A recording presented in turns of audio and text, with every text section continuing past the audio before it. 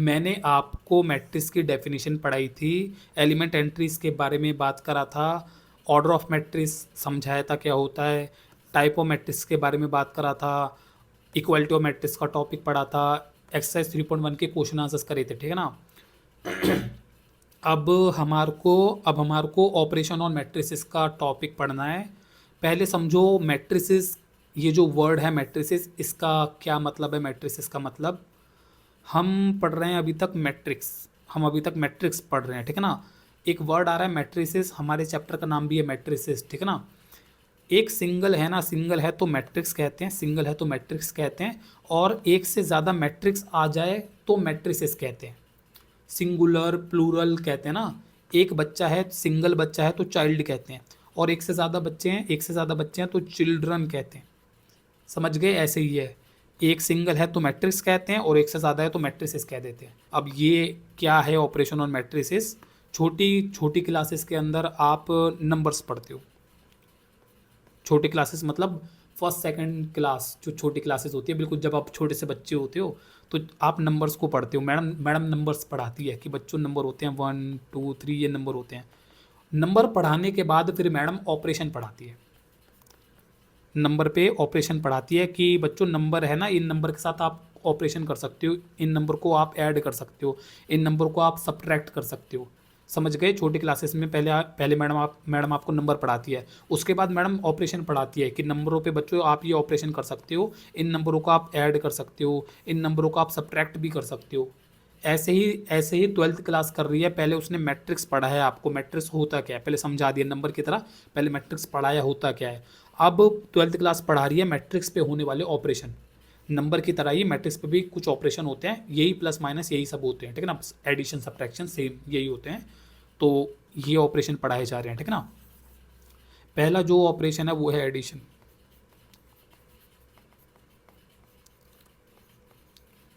Addition of matrices.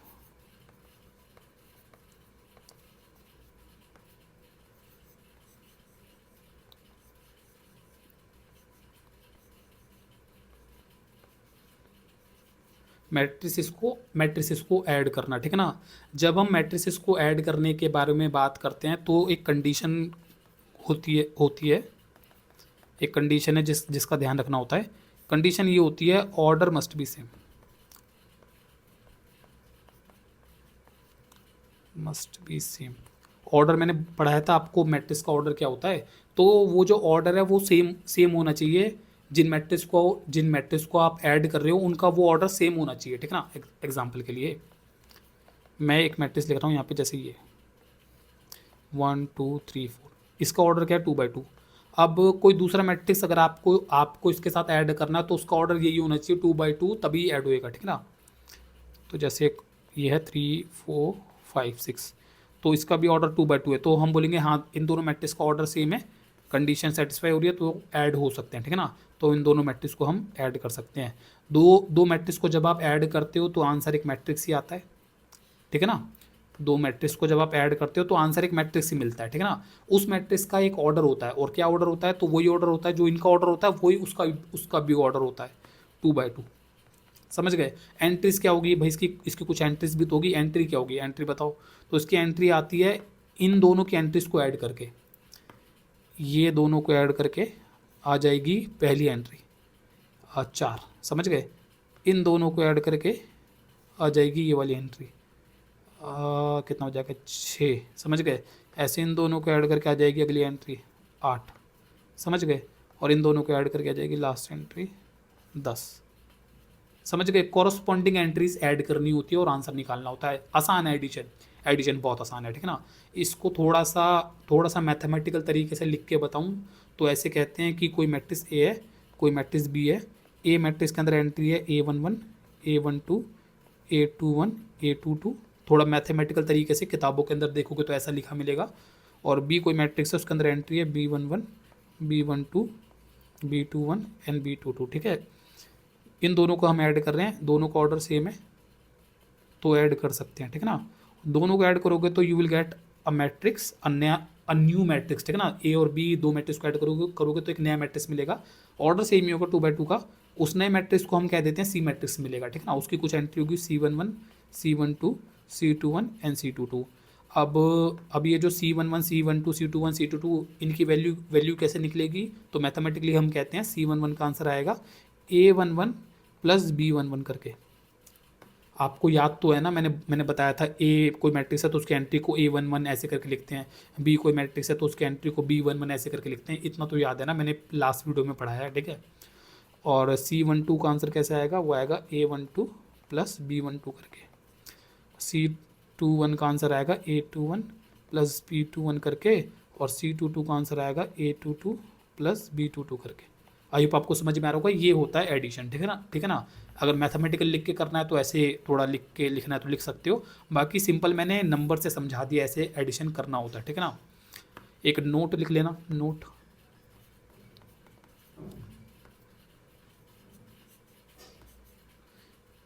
If order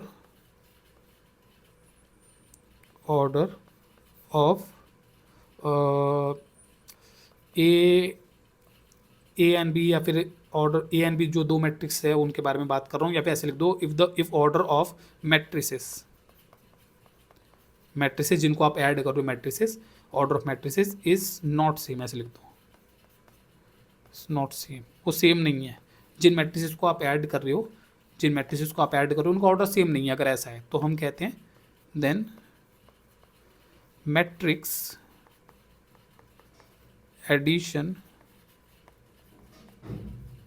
is not defined, हम ऐसे कहते हैं। तब मैट्रिक्स एडिशन नॉट डिफाइंड कहलाता है, मैथमेटिक्स के अंदर नॉट डिफाइंड कह देते हैं मैट्रिक्स एडिशन को तब। मतलब जैसे एग्जांपल के लिए एक ए मैट्रिक्स है जो कि है 1 2 3 4, और कोई बी मैट्रिक्स है जो कि है 1 2 3 एंड 4 5 6, समझ गए। तो ये है 2 बाय 2 ऑर्डर का और ये है 2 बाय 3 ऑर्डर का, ठीक है ना। तो हम बोलेंगे भाई यहाँ पे ए प्लस बी का आंसर बताओ क्या आएगा, ए और बी इन दोनों को जोड़ के बताओ आंसर क्या आएगा। तो आंसर बोलना नॉट डिफाइंड। नॉट डिफाइंड का मतलब है आंसर नहीं निकल सकता, नॉट डिफाइंड का मतलब आंसर नहीं निकल सकता, आंसर नहीं है, नहीं निकाल सकते आंसर, मना करना है। जब ऑर्डर सेम नहीं है तो मना कर देना है कि भाई आंसर नहीं निकल सकता। जब ऑर्डर सेम है, कंडीशन ऑर्डर सेम की होती है, ऑर्डर सेम है तभी ऐड करना है। अब इसको थोड़ा समझ लो, क्यों मना कर देते हैं, क्यों नॉट डिफाइंड कह देते हैं। क्योंकि जब हम यहाँ पे ऐड करते हैं तो हम ऐसे ऐड करते हैं, इसको इसमें ऐड करते हैं, इसको इसमें ऐड करते हैं, इसको इसमें ऐड करते हैं, इसको इसमें ऐड करते हैं, ऐसे करके ऐड करते हैं, ठीक है ना। अब ऐसे ही यहाँ पे ऐड करूँ, अगर अगर सोचूँ ऐड करने का सोचूँ, तो इसमें ये ऐड होगा, इसमें ये ऐड होगा, तो इसके साथ क्या ऐड होगा, इसमें ये ऐड हो जाएगा, इसमें ये ऐड हो जाएगा, इसके साथ क्या ऐड होगा, कुछ कुछ एलिमेंट रह जाएंगे जिनके साथ कुछ ऐड ही नहीं हो पाएगा। समझ गए। जब भी ऑर्डर सेम नहीं होगा ना, जब भी दो मैट्रिक्स का ऑर्डर सेम नहीं है तो कुछ एलिमेंट रह जाएंगे जिनके साथ कुछ ऐड हो ही नहीं पाएगा। यहाँ पे एडिशन फिट बैठता ही नहीं है, जब ऑर्डर सेम नहीं होता तो एडिशन फिट नहीं बैठता, कुछ एलिमेंट बच जाते हैं जिनके साथ कुछ ऐड नहीं हो पाता, समझ गए ना। लेकिन जब ऑर्डर सेम है तो एक एलिमेंट मिलता है ऐड होने के लिए, एडिशन बिल्कुल परफेक्ट फिट बैठता है जब ऑर्डर सेम होता है। इसलिए मैथमेटिक्स के अंदर कहते हैं कि जब ऑर्डर सेम है तभी ऐड करना है, क्योंकि वहाँ पे एडिशन बिल्कुल परफेक्ट फिट बैठता है। आई होप आपको समझ में आ रहा होगा, ठीक है ना। जब ऑर्डर सेम नहीं है तो एडिशन में समझ गए प्रॉब्लम्स आती है कि यार इसके साथ ये हो जाएगा, इसके साथ ये हो जाएगा, इसके साथ ये हो जाएगा, इसके साथ ये हो जाएगा, तो इसके साथ क्या होगा, इसके साथ क्या होगा। तो ऐसी प्रॉब्लम्स आती है, इसलिए एडिशन को मना किया गया है कि जब ऑर्डर सेम नहीं है तो मना कर दो कि एडिशन का आंसर ही नहीं है, क्योंकि प्रॉब्लम्स आती है, एडिशन फिट नहीं बैठता, कुछ एलिमेंट है जो फंस जाते हैं, इनके साथ क्या ऐड होगा। तो ऐसी प्रॉब्लम्स आती है, इसलिए मैथमेटिक्स के अंदर मना करा गया कि मना कर दो कि यहाँ पे एडिशन होगा ही नहीं, एडिशन को नॉट डिफाइंड बोल दो, समझ गए ना। आई होप आपको समझ में आ रहा होगा, ठीक है ना। अब नेक्स्ट जो है वो है subtraction. Subtraction of matrices. Subtraction of matrices के अंदर भी सेम कंडीशन होती है, जो एडिशन की होती है वो सेम कंडीशन होती है। कंडीशन की order must be same, must be same, order same होना चाहिए, ठीक है ना। जैसे एग्जांपल के लिए यहाँ पे मैं एक मैट्रिक्स ले रहा हूँ 10 20 30 40, ये 2 बाय 2 ऑर्डर का, ठीक है ना। तो दूसरा मैट्रिक्स इसी ऑर्डर को होना चाहिए, जैसे 1 2 3 4 ले लिया, ठीक है। 2 बाय 2 ऑर्डर का, तो ये घट सकते हैं, इनको सब्ट्रैक्ट कर सकते हैं। आप सब्ट्रैक्ट करके आंसर क्या आएगा, तो अगेन एक 2 बाय 2 ऑर्डर का मैट्रिक्स आएगा। एडिशन जैसे ही होता है, सब्ट्रैक्शन एडिशन जैसे ही है, ठीक है ना। 2 मैट्रिक्स को घटा रहे हैं तो एक मैट्रिक्स आएगा उसी सेम ऑर्डर का आएगा, ठीक है ना, जिस ऑर्डर के वो दोनों है। और एंट्रीज कैसे आएगी, वही इन दोनों को घटा घटा के एंट्रीज आएगी, ठीक है ना। तो पहली ये एंट्री आ जाएगी 9, फिर वो आ जाएगी 18, ये आ जाएगी 27 और ये आ जाएगी 36। समझ गए, सब्ट्रैक्शन एडिशन जैसे ही है।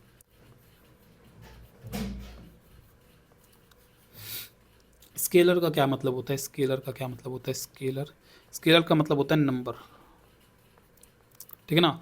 तो हम यहाँ पे बात करते हैं एक नंबर से मल्टीप्लाई करने के बारे में, एक मैट्रिक्स को एक नंबर से मल्टीप्लाई करना, ठीक है ना। अब कैसे मल्टीप्लाई करते हैं वो बहुत आसान होता है। जैसे यहाँ पे एक मैट्रिक्स है 1 2 3 4, ठीक है, इसको मुझे 2 से मल्टीप्लाई करना है। ये एक मैट्रिक्स है, ठीक है, इसको मुझे एक नंबर 2 से मल्टीप्लाई करना है। तो कैसे मल्टीप्लाई करूँगा, बहुत आसान होता है। इस 2 को सबसे मल्टीप्लाई कर देते हैं, इससे भी, इससे भी, इससे भी और इससे भी। ये कुछ कुछ ऐसा है जैसे 2 + 3 था, इसको मुझे 5 से मल्टीप्लाई करना है, तो वो दोनों से मल्टीप्लाई हो जाता है। ऐसे करते थे ना, ऐसे ब्रैकेट के अंदर 2 + 3 है, वो 5 बाहर है, तो 2 सबसे 5 सबसे मल्टीप्लाई हो जाता है। कुछ कुछ वैसा ही है, समझ लो, ठीक है ना। तो यहाँ पे आंसर क्या आ जाएगा आपका, 2 1 से भी मल्टीप्लाई हो जाएगा तो 2 2 2 से मल्टीप्लाई हो जाएगा 4, 2 3 से मल्टीप्लाई हो जाएगा 6 और 2 4 से मल्टीप्लाई हो जाएगा 8। समझ गए, ऐसे ही होता है स्केलर मल्टीप्लिकेशन, एक मैट्रिक्स को एक नंबर से मल्टीप्लाई करना। समझ गए ना, इतना आसान होता है। ये जो मल्टीप्लिकेशन बाय स्केलर है, इससे एक छोटा सा टॉपिक कनेक्टेड है, उसको भी साथ में ही पढ़ लो, जिसको हम कहते हैं negative of A matrix. Negative of A matrix क्या होता है, जैसे नंबरों के अंदर होता है कि कोई नंबर है तो उसका नेगेटिव भी होता है। 5 है तो उसका एक नेगेटिव भी होगा, 5 का नेगेटिव क्या होता है, -5। नंबरों के नेगेटिव भी होते हैं ना, 2 है तो 2 का एक नेगेटिव भी होगा -2। समझ गए, नंबर के नेगेटिव होते हैं, हर नंबर का एक नेगेटिव नंबर होता है। ऐसे ही मैट्रिक्स के अंदर कहते हैं कोई मैट्रिक्स है तो उसका एक नेगेटिव मैट्रिक्स भी होता है। समझ गए, जैसे नंबरों के अंदर होता है, नंबर होते हैं तो उसके नेगेटिव नंबर्स भी होते हैं। ऐसे ही मैट्रिक्स के अंदर कहते हैं हर मैट्रिक्स का एक नेगेटिव मैट्रिक्स भी होता है, जिसको नेगेटिव ऑफ ए मैट्रिक्स कहते हैं।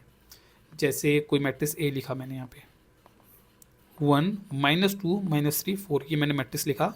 जानबूझ के मैं 2 एंट्रीज को नेगेटिव में ले रहा हूँ, ठीक है ना, जानबूझ के लिया है।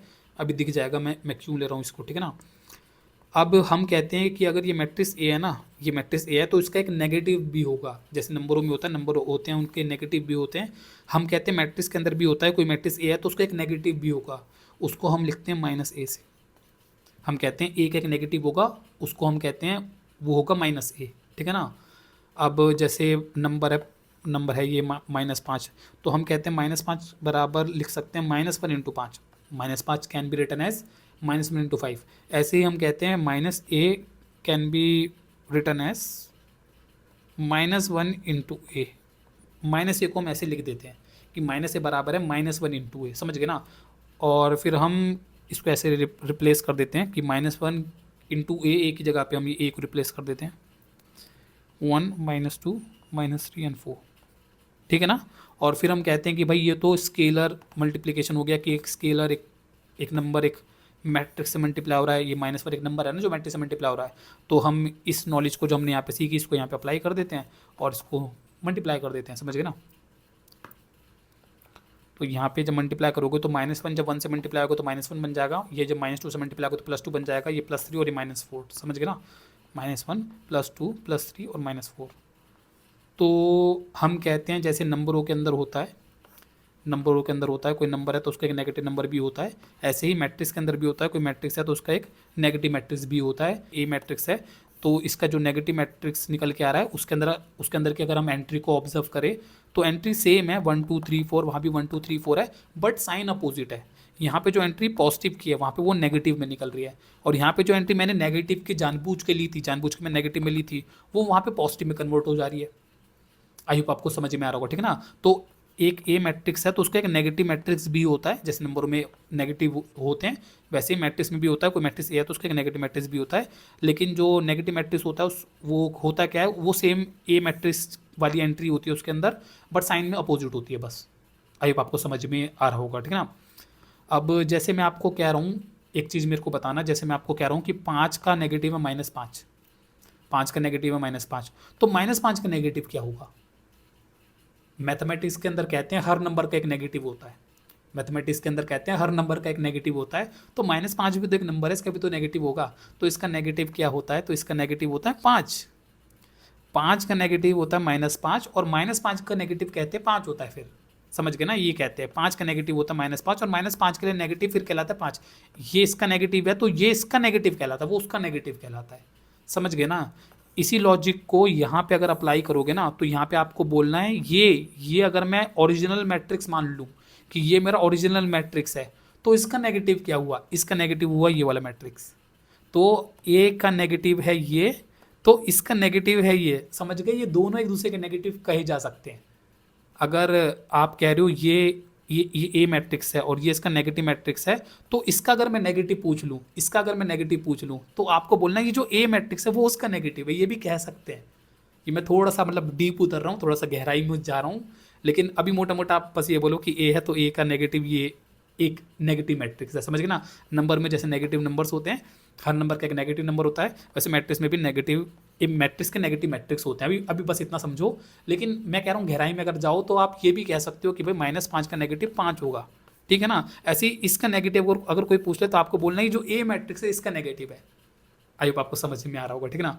आगे बढ़ते हैं। अब हमने एडिशन ऑफ मैट्रिसेस को पढ़ा, सब्ट्रैक्शन मैट्रिसेस को पढ़ लिया, और सब मल्टीप्लिकेशन को पढ़ा अभी, लेकिन मल्टीप्लिकेशन ऑफ स्केलर को पढ़ा।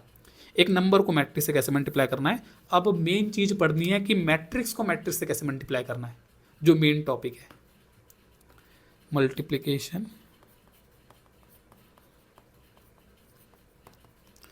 Of matrices.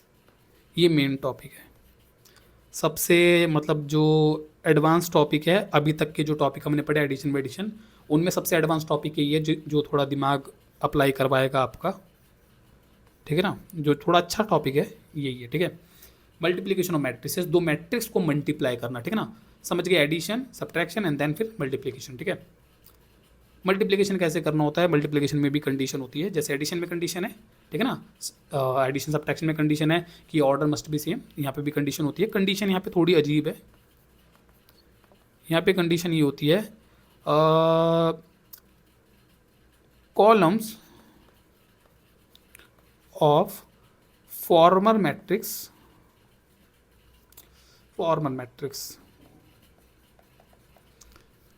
Must equal to rows of latter, ऐसे करके लिख दो। जो कॉलम है फॉर्मर मैट्रिक्स की वो रोज ऑफ लेटर मैट्रिक्स के इक्वल होना चाहिए। और फॉर्मर मतलब पहले वाला जो पहले पढ़ रहा है, और लेटर मतलब बाद वाला। तो पहले वाले मैट्रिक्स मतलब आगे वाले मैट्रिक्स जो कॉलम है वो पीछे वाले मैट्रिक्स के रोज के बराबर होने चाहिए। अभी आगे वाला पीछे वाले का क्या मतलब है, इसको थोड़ा मैं लिख के एक्सप्लेन करता हूँ। जैसे एग्जांपल के लिए मैं एक मैट्रिक्स यहाँ पे ले रहा हूँ, ये मैंने लिया। ठीक है। 1 2 3 4 ये मैंने मैट्रिक्स लिया। ठीक है। और पीछे यहाँ पे मैं एक मैट्रिक्स ले रहा हूँ, जैसे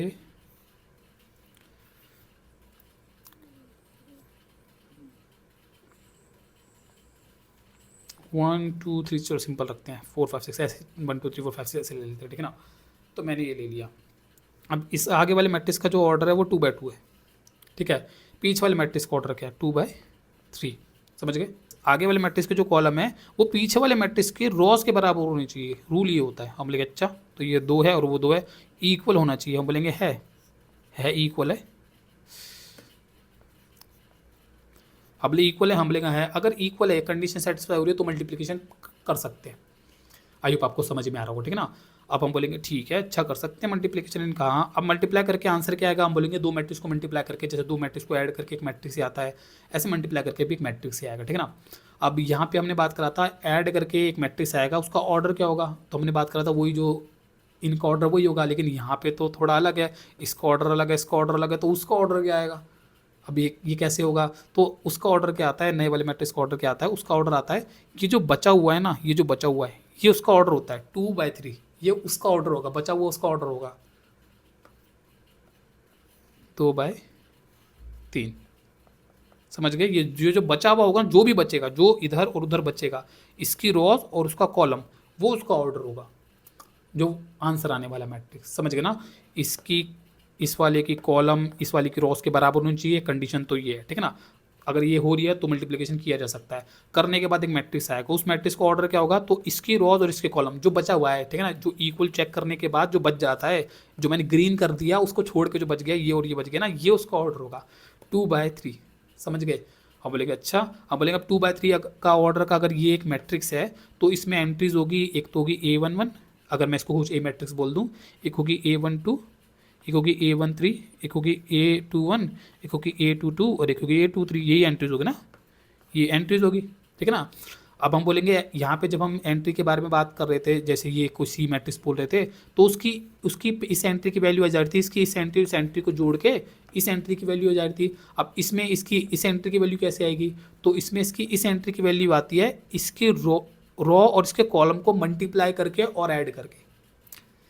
देखो कैसे करते हैं, ऐसे करते हैं कि A11 ऐसे लिखते हैं, A11 बराबर होगा A11, ये जो पहला एलिमेंट है इस वाले का, उसका मैं आंसर निकाल रहा हूँ, ठीक है ना? अब वो उसका आंसर कैसे निकलेगा, उसका आंसर निकलेगा इसकी रोज को इसके कॉलम से मल्टीप्लाई करके। मल्टीप्लाई भी करना और ऐड भी करना है। कौन सी रो को कौन से कॉलम से मल्टीप्लाई करना है, आगे वाली की रोज मल्टीप्लाई होगी, आगे वाली की रोज मल्टीप्लाई होगी, पीछे वाले के कॉलम्स मल्टीप्लाई होंगे। लेकिन कौन सी रो और कौन से कॉलम मल्टीप्लाई होंगे ये खुद एंट्री बता देती है। एंट्री का जो आगे वाला ये 1 है, ये बता रहा है कि पहली तो रो लेनी है, और पीछे वाला 1 बता रहा है पहला कॉलम लेना है, और उसको मल्टीप्लाई कर करके प्लस करना है। कैसे? ये 1 को 1 से मल्टीप्लाई और 2 को 4, समझिए ना, इसको इससे मल्टीप्लाई करना है, फर्स्ट रो को फर्स्ट कॉलम से मल्टीप्लाई करना है, ठीक है ना? तो 1 मल्टीप्लाई होगा इससे और 2 मल्टीप्लाई होगा इससे और प्लस होगा, तो 1 इंटू 1 प्लस 2 इंटू 4। समझ गए? दैट्स इक्वल्स टू, एक दो और करता हूँ समझ में आ जाएगा, ठीक है ना? तो वो आ जाएगा 1 प्लस में 8, दैट्स इक्वल्स टू 9। हम बोलेंगे तो मतलब आपने इसका आंसर निकाल लिया, हम बोलेंगे हाँ निकाल लिया। अगला अगला निकालो A12 ये वाली एंट्री। तो बोलेगी एंट्री क्या कह रही है, कह रही फर्स्ट तो लेनी है रॉ, सेकंड लेना है कॉलम। समझ गए? इसकी रॉज मल्टीप्लाई होगी, उसके कॉलम्स मल्टीप्लाई होंगे, लेकिन कौन सी रो कौन से कॉलम मल्टीप्लाई होंगे खुद एंट्री बता देती है, पहली रो और दूसरा कॉलम, ठीक है ना? तो 1 मल्टीप्लाई होगा 2 से, और ये होगा इससे, समझ में, ये इससे होगा और प्लस करना है, that's equals to 1 into 2 plus 2 into 5, 2 plus 10, that's equals to.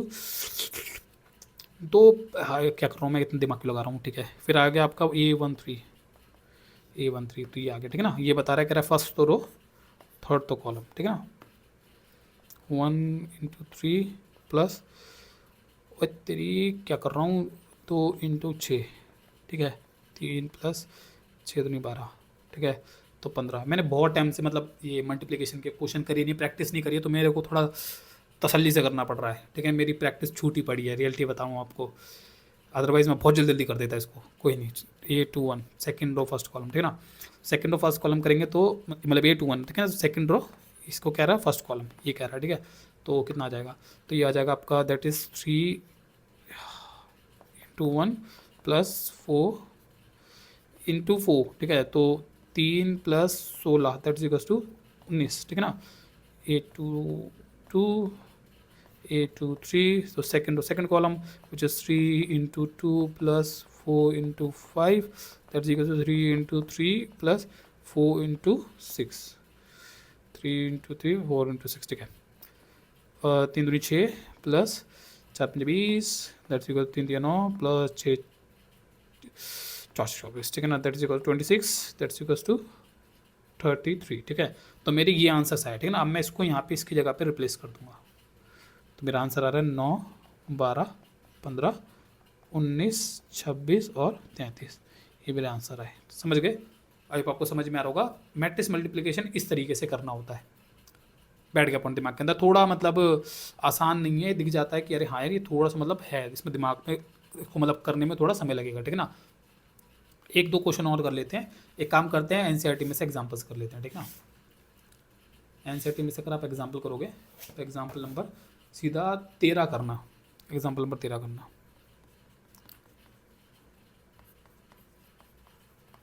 ठीक है? एग्जांपल नंबर 13 पे आना सीधा, तो वहाँ पे वो कहता है एक ए मैट्रिक्स दे रहा है, कह रहा है कि 1 -2 and 3 -4 2 and 5। अभी कुछ एग्जाम्पल रह गए हैं, अभी कुछ और एग्जाम्पल और पीछे मतलब 13 से पहले के एग्जाम्पल अभी करवाऊंगा, ठीक है ना। अभी करते हैं, लेकिन अभी फिलहाल के लिए मल्टीप्लिकेशन के एग्जाम्पल कर लो, ठीक है ना। और अभी बी जो कह रहा है वो कह रहा है 2 4 2 and 3 5 1, यही है ना। यार एक एंट्री भी गलत लिख दी ना, आंसर गलत आ जाएगा सारा, ठीक है। अब उसने बोला है, कह रहा है कि find A B and B है, दोनों निकालो, और आगे कुछ शो दैट भी कह रहा है, वो बात की बात है। पहले तो इसका ऑर्डर बताओ तो 2/3, उसका ऑर्डर बताओ तो 3/2, ठीक ना। तो ए बी निकालने को कह रहा है, तो बोलेंगे ए बी मतलब ए को बी से मल्टीप्लाई करना है। सो ए आगे रहेगा और बी पीछे रहेगा।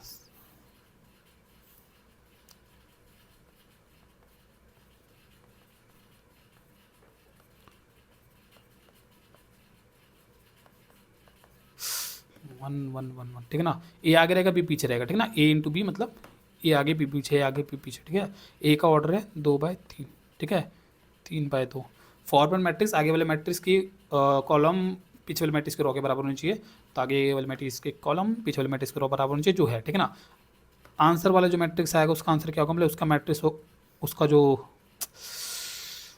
ऑर्डर होगा वो होगा बचा कुचा, वो 2/2 का होगा, समझ गए ना, 2/2 का, 2/2 का होगा, ठीक है ना। तो मिलेंगे 2/2 का होगा। अब आपको समझ में आ रहा हो, ठीक है ना। तो उसके अंदर एंट्री होगी A11 A12 A21 and A22, ये 4 एंट्रीज होगी, ठीक है ना। अब चारों एंट्रीज की वैल्यू आप चाहो तो ऐसे करके, जैसे मैंने अलग से निकाला, वो निकाल के फिर उसको रिप्लेस कर सकते हो मैट्रिक्स के अंदर, चाहो तो ऐसे कर सकते हो। किताब ऐसे नहीं करती, किताब क्या करती है, किताब यहीं इसके अंदर ही करती है, तो ऐसे भी कर सकते हो। किताब कैसे करती है, किताब कहती है कि भाई जब आपको पता है कि 4 एंट्री आएगी तो उसको दिमाग में सोच के रखो कि 4 आएगी एंट्री, उसको इसके अंदर ही कर दो।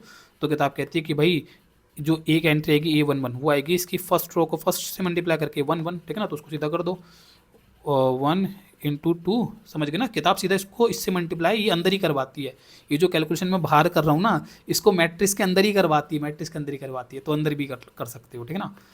तो समझ गए, 1 × 2 प्लस -2 इंटू ये 4 प्लस 3 × 2, समझ गए। तो ये मैंने A11 जो एंट्री आने वाली थी उसका मैंने लिख दिया, ठीक है ना। फिर किताब कहती है आपको पता है दूसरी एंट्री होगी 1 2, तो 1 2 मतलब फर्स्ट और सेकंड कॉलम, तो फर्स्ट और सेकंड कॉलम से दूसरी वाली एंट्री भी यहीं पे कर दो, ठीक है ना।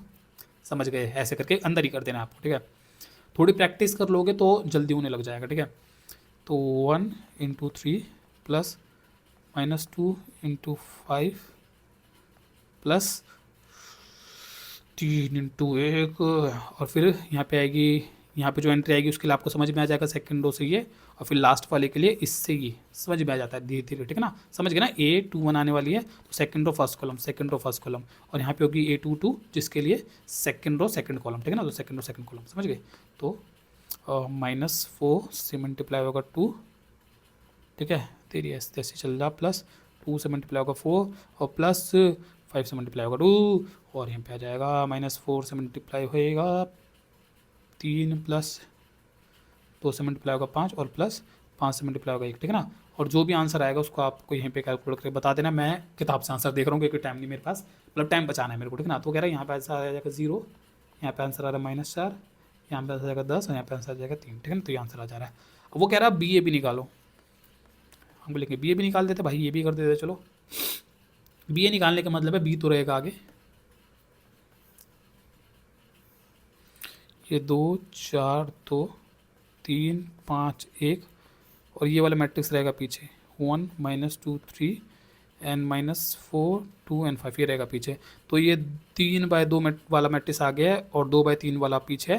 फॉर्मल मैट्रिक्स आगे वाले मैट्रिक्स की कॉलम पीछे वाले की रोस के बराबर होनी चाहिए, ठीक है ना, है, ठीक है। और हम बोलेंगे आंसर क्या आएगा, बचा कुचा मतलब 3/3 ऑर्डर का मैट्रिक्स, समझ गए। 3/3 ऑर्डर का मैट्रिक्स आएगा। अब वो 3/3 ऑर्डर का मैट्रिक्स आएगा तो वैसे तो उसके अंदर एक A11 होगा, एक A12, एक A13, एक A21 A22 A23, एक A31 A32, एक A33 होगा। और उसको आप बाहर ऐसे करके कर सकते हो, ये पूरी कैलकुलेशन से बाहर करके फिर अंदर डालना मैट्रिक्स के अंदर ऐसे, लेकिन किताब उसको इसके अंदर ही करने का प्रेफर करती है, तो मैं भी अंदर ही प्रेफर करता हूँ। रुको, मैं भी अंदर ही करके दिखाता हूँ। तो किताब कहती है आंसर आएगा आपका पहली एंट्री, यार जी यहाँ पे एंट्री आएगी A11, ठीक है ना, A11, तो फर्स्ट फर्स्ट कॉलम, तो 2 इंटू 1 प्लस 3 इंटू -4, ठीक है। और फिर हम बोलेंगे यहाँ पे एक एंट्री आएगी क्या बोलते हैं 1 2 फर्स्ट और सेकंड कॉलम, ठीक है ना। सो 2 इंटू -2 प्लस 3 इंटू 2, ठीक है। फिर आप समझ जाओगे, अगला आ जाएगा इससे ये, ठीक है ना। मतलब पहले एक रो से सारे कॉलम करने, ऐसे भी समझ सकते हो, फिर दूसरी रो उठा के उसके साथ सारे कॉलम करने, फिर तीसरी रो उठा के साथ उसके साथ सारे कॉलम करने, और ये सारा भर देना है। समझ गए, जैसे भी मतलब जैसे भी जल्दी थोड़ा सीखो, जल्दी करो और करना सीखो, ठीक है ना, जैसे भी करके ठीक है। तो हम बोलेंगे दूसरा, फिर आ जाएगा 2 इंटू 3 एंड 3 इंटू 5, ठीक है। फिर अगला तेरी ऐसी की तैसी 4 इंटू 1 प्लस 5 इंटू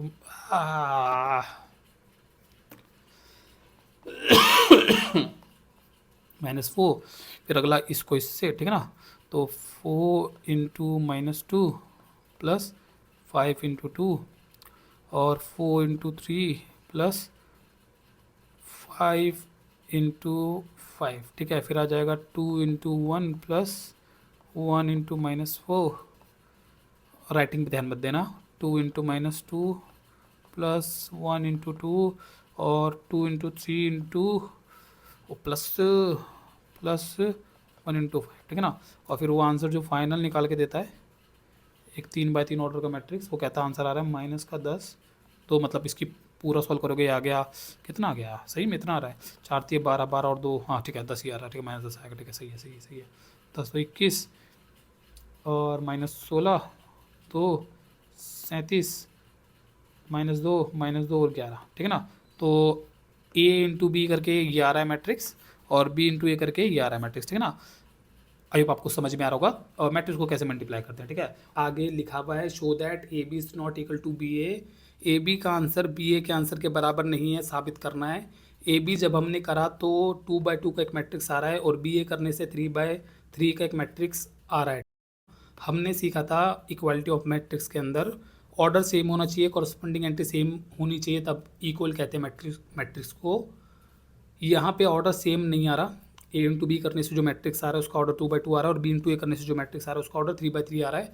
तो हम मना कर सकते हैं कि भाई हाँ, ए इंटू बी का जो आंसर आ रहा है और बी इंटू ए करने से जो आंसर आ रहा है वो सेम नहीं आ रहा। ए इंटू बी करने से 2/2 का एक मैट्रिक्स आ रहा है और बी इंटू ए करने से 3/3 का एक मैट्रिक्स आ रहा है, तो आंसर सेम नहीं है, समझ गए ना। 2/2 ऑर्डर सेम नहीं आ रहा ना, वो 2/2 का ऑर्डर का मैट्रिक्स आ रहा है, वो 3/3 का, तो ऑर्डर सेम नहीं आ रहा। तो इक्वालिटी ऑफ मैट्रिक्स कहता है कि ऑर्डर सेम होना चाहिए, कॉरस्पॉन्डिंग एंट्री सेम होनी चाहिए, ऑर्डर ही सेम नहीं है तो मना करना है कि भाई here A B is not equal to B A, समझ गए ना। ए बी ए के बराबर नहीं है, क्यों, क्योंकि ऑर्डर सेम नहीं है। ऐसे रीज़न मेंशन कर सकते हो, अगर रीज़न मेंशन करना है तो रीज़न मेंशन कर सकते हो, वैसे मत करना, बस इतना लिख के छोड़ देना, ठीक है ना। एनसीईआरटी भी बस इतना लिख के छोड़ देती है, ठीक है ना। अब यहाँ पे ये जो नहीं आ रहा, ए इंटू बी इंटू ए के बराबर नहीं आ रहा, ये इस एग्जाम्पल के अंदर नहीं आ रहा, मतलब बस इस एग्जाम्पल के अंदर नहीं आ रहा, ये हमेशा होता है, लगभग हमेशा होता है। जब आप एक ए मैट्रिक्स लोगे और एक बी मैट्रिक्स लोगे और ए इंटू बी करोगे और बी इंटू ए करोगे ना, तो वो मैच करते ही नहीं है, ये लगभग हमेशा होता है। दो मैट्रिक्स लोगे ए और बी, और ए इंटू बी करोगे, बी इंटू ए करोगे, तो आंसर मैच करता ही नहीं है।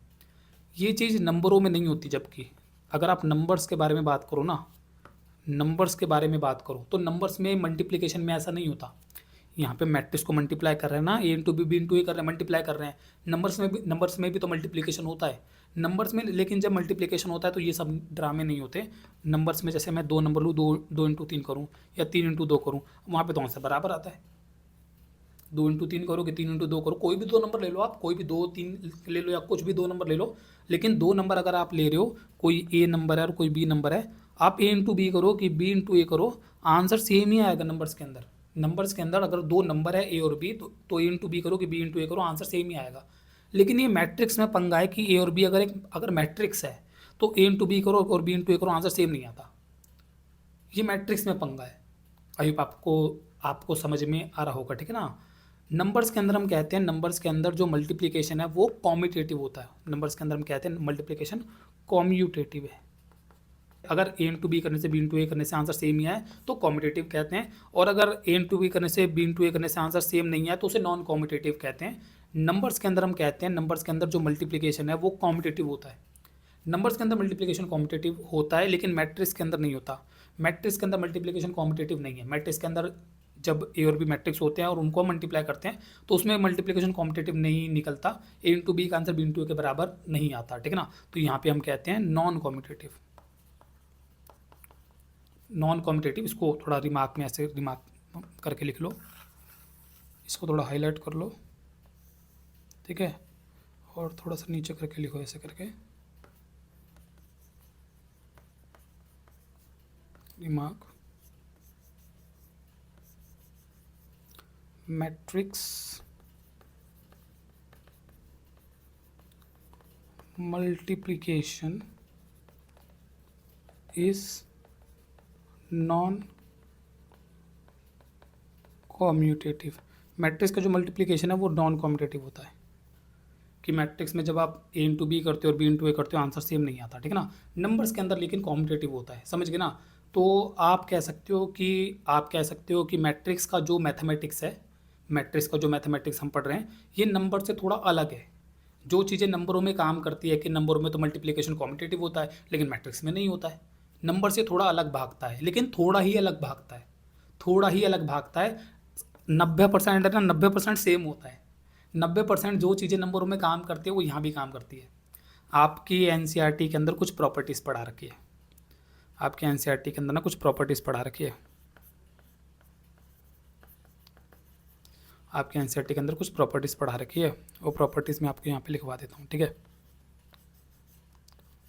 प्रॉपर्टीज़ पढ़ा रखी है, प्रॉपर्टीज़ एडिशन की पढ़ा रखी है,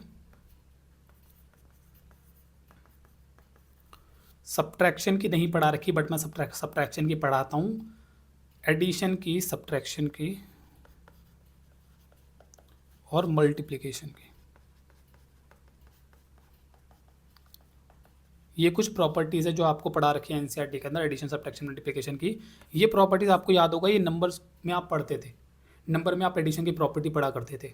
अगर आपको याद हो छोटी क्लासेस के अंदर कि नंबर में हम पढ़ते थे कि भाई नंबर में जो एडिशन होता है वो कॉम्यूटेटिव होता है, नंबर में जो एडिशन होता है वो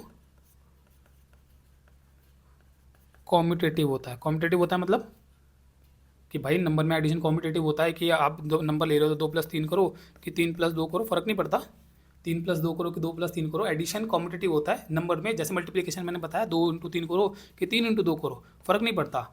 नंबर में मल्टीप्लिकेशन भी कॉम्पिटेटिव होता है और एडिशन भी कॉम्पिटेटिव होता है। 2x3 2+3 करो कि 3+2 करो, एडिशन भी कॉम्पिटेटिव होता है, मल्टीप्लिकेशन भी कॉम्पिटेटिव होता है, ठीक है ना। तो हम कहते हैं एडिशन में अगर हम बात करें तो नंबर में जो एडिशन होता है वो कॉम्पिटेटिव होता है, ठीक है ना। ये आपको याद होगा छोटी क्लासेस में आपने पढ़ा है। हम बोलेंगे हाँ ठीक है ना। ऐसे ही हम कहते हैं कि नंबर में जो एडिशन होता है वो एसोसिएटिव होता है। एसोसिएटिव ये क्या होती है, एसोसिएटिव क्या होती है, तो हम कहते हैं 3 नंबर अगर आप लोग उनको ऐड करो, 2+3+4, 2+3+4 करना, ज़रा दिमाग में करना, 2+3+4। जब आप इसको 2+3+4 को दिमाग में करोगे तो पता है क्या होगा, आप आंसर तो निकाल लो कि इसका आंसर आएगा 9, ठीक है ना। लेकिन ऑब्जर्व करना आपके दिमाग ने निकाला कैसे। आपका दिमाग ना एक बार में 3 नंबर नहीं जोड़ सकता, आपका दिमाग एक बार में 3 नंबर नहीं जोड़ सकता, पता है। आपका दिमाग एक बार में या तो इन 2 को जोड़ के उसमें 4 जोड़ेगा, या तो ये 2 जोड़ के उसमें ये जोड़ेगा, या तो ये 2 जोड़ के उसमें ये जोड़ेगा। आपका दिमाग एक बार में दो नंबर जोड़ेगा, उसके आंसर में फिर तीसरा नंबर जोड़ता है। हमारा दिमाग एक बार में 3 नंबर नहीं जोड़ सकता। अगर आप कह रहे हो कि नहीं मेरे दिमाग ने तीनों नंबर जोड़ लिए थे, तो इसका मतलब है कि आपने ये 3 नंबर ना पहले कहीं बार बार जोड़े होंगे, तो आपको इन 3 नंबर का आंसर रटा पड़ा है। आपको इन 3 नंबर का आंसर रटा पड़ा होगा। आप कोई दूसरे 3 नंबर लो, 11, 12, 13, जो आपने पहले मतलब नहीं देखे हैं, जिनको आप रिपीटेडली ऐड करते नहीं आए हो, ऐसे अलग से 3 नंबर लेना और उसमें अपने ब्रेन को देखना, खुद ही ऐड करना अपने ब्रेन से। और अपने ब्रेन, जब आपका ब्रेन ऐड कर रहा हो तो अपने ही ब्रेन को ऑब्जर्व करना कि आपका ब्रेन ऐड कैसे कर रहा है। तो आप पाओगे कि यार मेरा ब्रेन ना एक बार में 2 ही नंबर ऐड करता है और 2 नंबर के ऐड करे हुए आंसर में फिर वो तीसरे को ऐड करता है। मेरा ब्रेन ये नहीं कर सकता कि एक साथ 3 नंबर ऐड कर ले। आई होप आपको समझ में आ रहा होगा, ठीक है ना। क्या जब मेरा ब्रेन 2 नंबर को ऐड करके तीसरे नंबर को ऐड करेगा तो क्या इस बात से फ़र्क पड़ता है कि पहले किस 2 को ऐड करता है। क्या इस बात से फ़र्क पड़ता है कि मेरा ब्रेन ने पहले इन दोनों को ऐड कर लिया और फिर उसको ऐड करा, या फिर 2 + 3 + 4 करते समय पहले इन दो को ऐड कर लिया फिर उससे उसे ऐड कर लिया? क्या इस बात से फ़र्क पड़ता है? यहाँ फ़र्क नहीं पड़ता, आंसर सेम ही आएगा। तो असल में फ़र्क नहीं पड़ता। जब आप एडिशन कर रहे हो कम से कम, तब तो फ़र्क नहीं पड़ता। एडिशन करते समय फ़र्क नहीं पड़ता। आप 2 + 3 करके फिर 4 जोड़ते हो कि 3 + 4 करके फिर जो 2 जोड़ते हो, फ़र्क नहीं पड़ता, आंसर सेम ही आएगा। 2 + 3 करोगे तो आंसर इज़ 5 + 4 दैट्स 9, और 2 + 3 ये करो 7, 7 प्लस मतलब वो भी 9, ठीक ना, तो आंसर सेम ही आता है।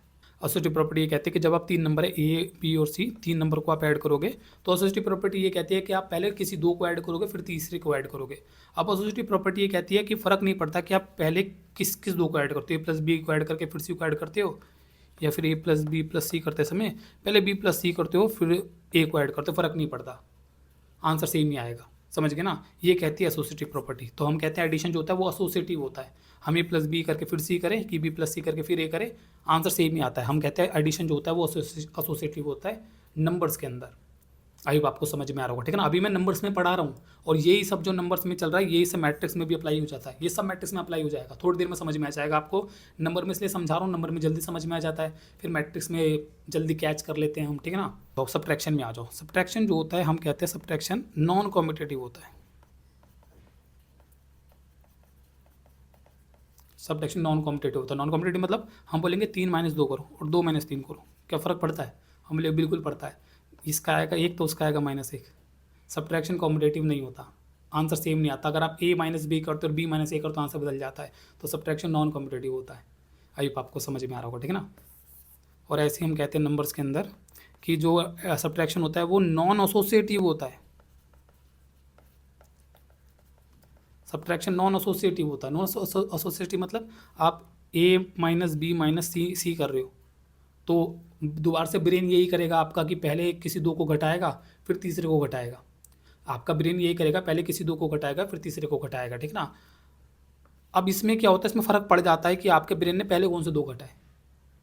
सब्ट्रैक्शन में इस बात से फ़र्क पड़ जाता है कि आपके ब्रेन ने पहले कौन से 2 घटाए फिर किस तीसरे को घटाया, आंसर बदल जाएगा।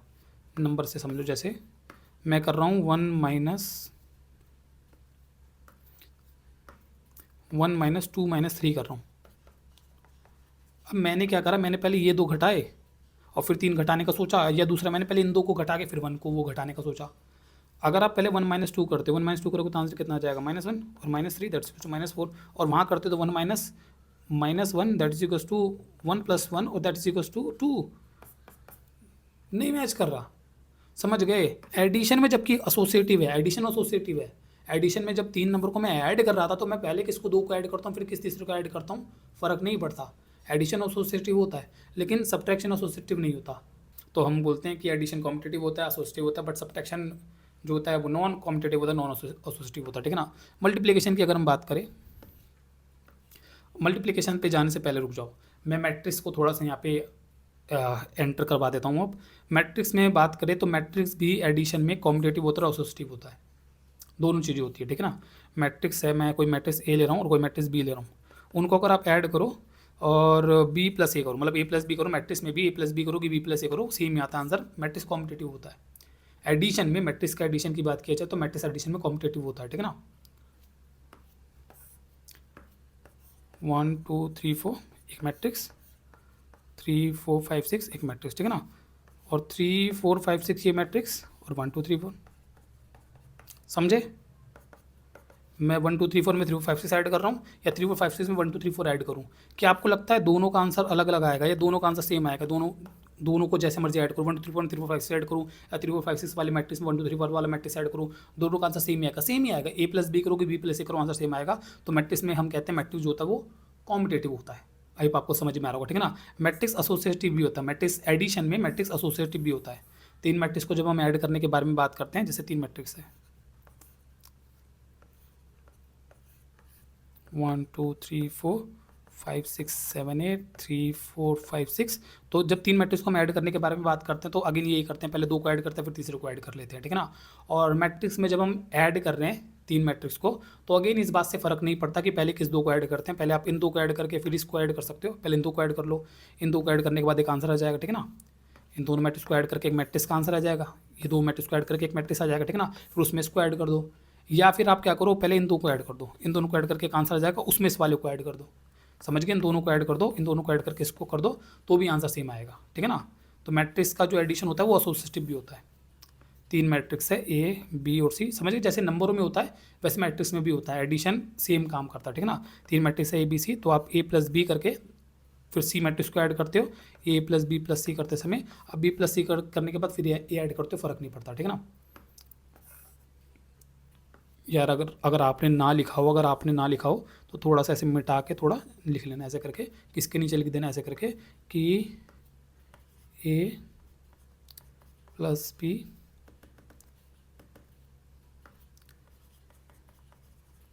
बराबर होता है बी प्लस ए, और इसके नीचे फिर सेकंड ऐसे लिख देना, वो होता है एसोसिएटिव, कि ए प्लस बी प्लस सी अगर हम कर रहे हैं 3 मैट्रिक्स है, तो हम ये करें कि ये करें, ठीक है ना, आंसर सेम ही आता है, समझ गए। जो चीज़ें मैट्रिक्स में काम करती है और जो चीज़ नंबर्स में काम करती है वो मैट्रिक्स में भी वर्क करता है, ठीक है ना। ठीक है, आगे बढ़ते हैं। सब्ट्रैक्शन में आपको बोलना है, सब्ट्रैक्शन में नहीं करता। सब्ट्रैक्शन में अगर आप ए माइनस बी कर रहे हो और बी माइनस ए कर रहे हो तो आंसर सेम नहीं आता। ये आप समझ सकते हो कि मैं 1 2 3 4 में से 5 6 7 8 ये वाला मैट्रिक्स घटा रहा हूँ, और मैं 5 6 7 8 में से 1 2 3 4 घटाऊँ तो आपको लगता है आंसर सेम आएगा। 5 6 7 8 में से 1 2 3 4 घटा दूँ, आंसर सेम आएगा? बिल्कुल नहीं आएगा। ये आपको लॉजिक से समझ में आ जाना चाहिए। तो ये नहीं होता, ठीक है ना, नंबर में नहीं होता और मैट्रिक्स में भी नहीं होता, समझ गए। नंबर में सब्ट्रैक्शन नॉन कॉम्पिटिटिव होता है और मैट्रिक्स में भी सब्ट्रैक्शन नॉन कॉम्पिटिटिव होता है, समझ गए। अब आपको समझ में आ रहा होगा, इतना समझ पाओगे, 12वीं क्लास के बच्चे समझ पा रहे होंगे, ठीक है ना। सेकंड, हम कहते हैं एसोसिएटिव भी नहीं होता, नॉन एसोसिएटिव,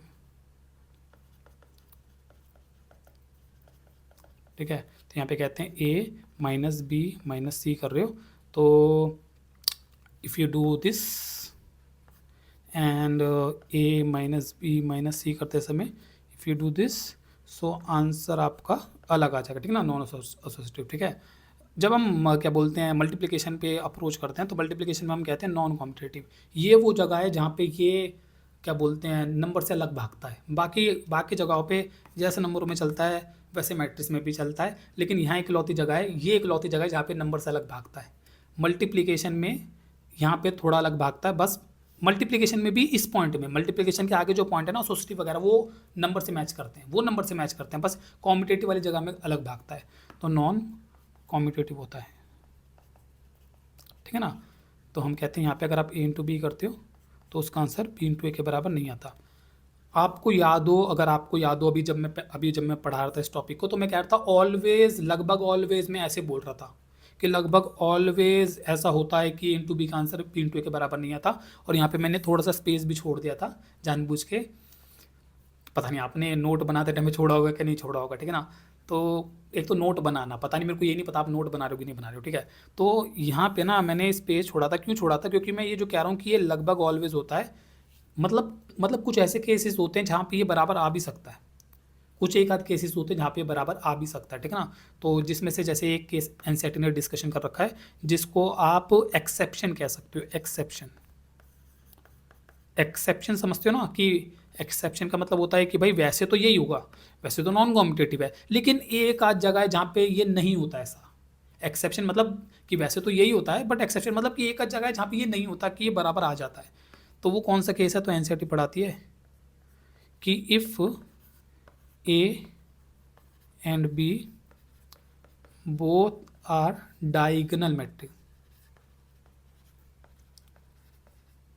मैट्रिसेस, अगर ए और बी दोनों डायगोनल मैट्रिसेस है, डायगोनल मैट्रिसेस ये जो हमने पढ़े थे, डायगोनल मैट्रिसेस जिनके डायगोनल एंट्रीज होती है बाकी सब जीरोज होते हैं, तो उनको पढ़ाती है एनसीईआरटी, ठीक है ना। कि अगर ए और बी दोनों डायगोनल मैट्रिसेस है, जैसे एग्जांपल के लिए ए मेरा मैट्रिक्स है 2 0 0 3 और बी मेरा मैट्रिक्स है 1 0 0 2, ठीक है ना, ये दोनों डायगोनल मैट्रिक्स मैंने बनाए, ठीक है। तो इसके अंदर अगर आप ए बी निकालोगे और बी ए निकालोगे तो दोनों का आंसर सेम आ जाएगा, दोनों का आंसर सेम आएगा, चेक कर लेना निकाल के। तो ये होता है हमेशा, वैसे यही होगा कि ए इंटू बी का आंसर बी इंटू के बराबर नहीं आएगा, बट कुछ एक्सेप्शन है कि कुछ केस में आ भी सकता है, ठीक है ना। ये एनसीईआरटी ने ये पढ़ाया है, बट और भी केसेस हो सकते हैं, ज़रूरी नहीं है कि ये एक ही केस है कि जिस पे बराबर आता है, और भी केसेस हो सकते हैं। एक केस मैंने खुद से भी कैलकुलेट करा था, जो मैं आपको बता देता हूँ, कि अगर ए मैट्रिक्स जैसे आपका स्केलर मैट्रिक्स है 5005, ठीक है, और बी मैट्रिक्स आपका मान लो कोई भी और मैट्रिक्स है जैसे 1 2 3 4, ए मैट्रिक्स स्केलर मैट्रिक्स है, बी मैट्रिक्स आपका कोई भी मैट्रिक्स है, तो ए इंटू बी और बी इंटू ए का आंसर तब भी आ जाता है, तब भी मैच कर जाता है, तब बी और बी ए का आंसर बराबर आ जाएगा। लेकिन ये स्पेशल केसेस है, ये स्पेशल केसेस है जिनमें बराबर आ जाता है। अदरवाइज हमेशा यही होगा कि ए इंटू बी का आंसर बी इंटू के बराबर नहीं आता। मैट्रिक्स मल्टीप्लिकेशन नॉन कॉम्पिटेटिव ही बोलना होता है, समझ गए ना। बाकी मैंने एक्सेप्शन बता दी, कोई बंदा पूरा पूछे ढंग से पूरा बता तो आपको बोलना भाई वैसे तो देख नॉन कॉम्पिटेटिव होता है, बट कुछ एक्सेप्शंस होती है, ऐसे करके बता देना उसको, ठीक है ना। जो अगर कोई पूछे, ठीक है, तो वैसे हमारे को बोलना है मैट्रिक्स मल्टीप्लिकेशन नॉन कॉम्पिटेटिव ही होता है, ठीक है ना। नॉन कॉम्पिटेटिव हो गया, ठीक है। अब इसमें हम एसोसिएटिव की बात करें अगर, तो मल्टीप्लिकेशन जैसे नंबर में पहले समझ लो एसोसिएटिव, तो 2 × 3 × 5 4 कर रहा हूँ, जैसे तो 2 × 3 × 4 कर रहा हूँ, तो मल्टीप्लिकेशन में हम बोलेंगे फ़र्क नहीं पड़ता, आप इन दो को मल्टीप्लाई करके फिर से करो। मल्टीप्लिकेशन में भी यही होता है, अगर आप सोचो 2 × 3 × 4 कर रहा हूँ मैं, तो आपका ब्रेन पहले किसी दो को मल्टीप्लाई करेगा फिर तीसरे को करेगा, ठीक है ना। पहले किसी भी दो का आंसर निकालेगा फिर तीसरे को उसके साथ करेगा। 2 × 3 करके 6 निकाल लिया, फिर 6 चौके 24 कर रहा है, या 3 चौके 12 कर लिया, फिर 2 कर रहा है। आपका ब्रेन एक साथ तीन मल्टीप्लाई नहीं कर सकता, 3 मल्टीप्लाई एक साथ नहीं कर सकते, एक बार में 2 मल्टीप्लाई करता उसके आंसर से, फिर तीसरे को मल्टीप्लाई करता, ठीक है ना। अब इस बात से क्या फ़र्क पड़ता है कि पहले किन दो को मल्टीप्लाई करा है फिर किस तीसरे को मल्टीप्लाई करा है, हम बोलेंगे नहीं, इस बात से फ़र्क नहीं पड़ता। एसोसिएटिव होता है मल्टीप्लिकेशन नंबर्स के अंदर, कि आप पहले किसी भी दो को मल्टीप्लाई कर दो फिर किसी भी तीसरे को मल्टीप्लाई कर दो, आंसर सेम आता है, नंबर्स के अंदर होता है। और ये मैट्रिसेस के अंदर भी होता है, इकलौता इसी केस में मैट्रिक्स नंबर से बाहर भागता, बाकी सब जगह पे नंबर में चलता है, वो मैट्रिक्स में भी चलता है, ठीक है ना। तो हम बोलते हैं कि ए तेरी ऐसी की तैसी, अगर आप ए इंटू बी इंटू सी 3 मैट्रिक्स मल्टीप्लाई कर रहे हो,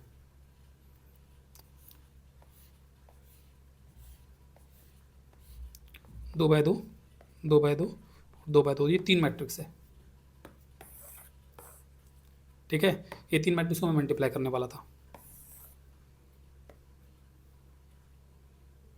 अब 3 मैट्रिक्स को मैं मल्टीप्लाई करने वाला था, तो मल्टीप्लाई कैसे करूँगा, समझ गए। ये मेरा ए मैट्रिक्स हो गया, ये मेरा बी मैट्रिक्स हो गया, मेरा सी मैट्रिक्स हो गया, मेरा ए मैट्रिक्स, मेरा बी मैट्रिक्स, मेरा सी मैट्रिक्स।